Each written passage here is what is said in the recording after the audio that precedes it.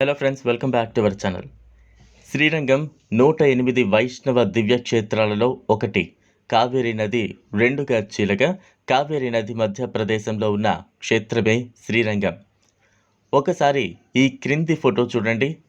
ఎత్తైన గోపురాలు మనకు అక్కడ పవిత్ర పుణ్యక్షేత్రం ఉందని మనల్ని ఆ గోపురాలు అయస్కాంతంలాగా లాగితే స్వామివారు తన పాద పద్మముల వైపు మనస్సును లాగుతారు.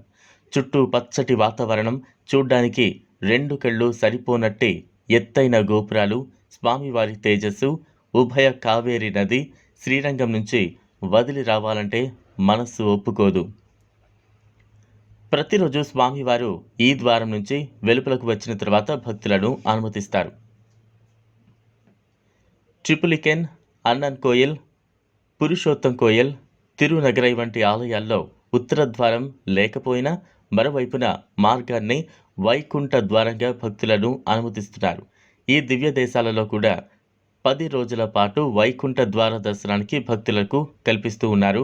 వైకుంఠ ఏకాదశి పర్వదినాన్ని పురస్కరించుకుని వైష్ణవ ఆలయాలలో ఆగమ శాస్త్రబద్ధంగా అధ్యయనోత్సవాలు నిర్వహిస్తారు. 21 రోజుల పాటు నిర్వహించే ఈ అధ్యయనోత్సవాల సందర్భంగా పన్నిద్దరు అల్వార్లు రచించిన 4000 పాసురాలను వేద పండితులు ఆలయంలో పఠిస్తారు.